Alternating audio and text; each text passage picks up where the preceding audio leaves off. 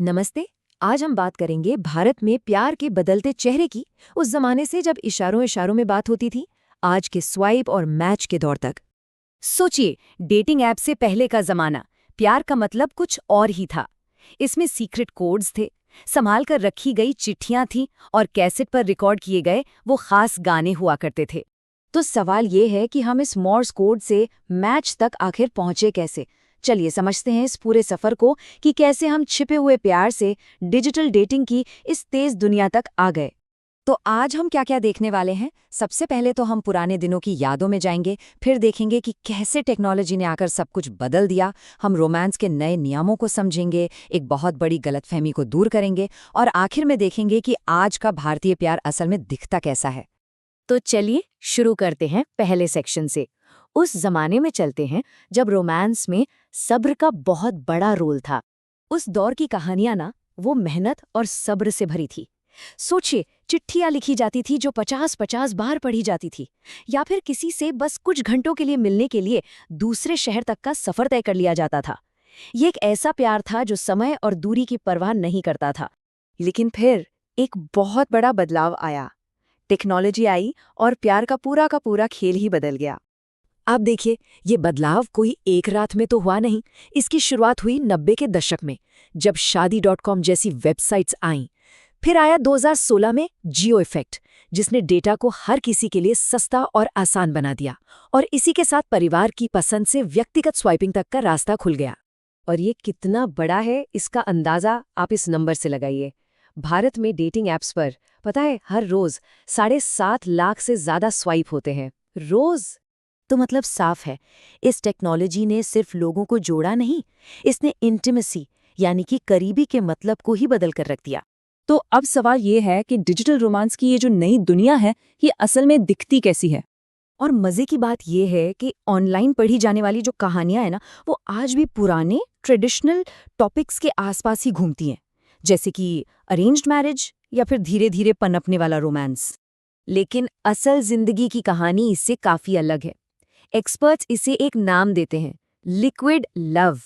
मतलब आज के रिश्ते बहुत ज्यादा फ्लेक्सिबल और कह सकते हैं टेम्पररी हो गए हैं, जहां लोग लंबे टिकने वाले रिश्तों से ज्यादा नए अनुभव चाहते हैं। ये एक ऐसी दुनिया बन गई है जिसे गेमिफाइड रोमांस कहा जा सकता है, जहां हर कोई अपनी एक परफेक्ट ऑनलाइन प्रोफाइल बनाकर एक तरह से अटेंशन के लिए कम्पीट कर रहा है। अब एक बात जो अक्सर सुनने को मिलती है, वो ये कि डेटिंग के ये जो नए तरीके हैं, ये सब पश्चिम से आए हैं। पर क्या ये वाकई सच है? इसका इतिहास थोड़ा और पेचीदा है। तो चलिए इस सवाल का सामना करते हैं।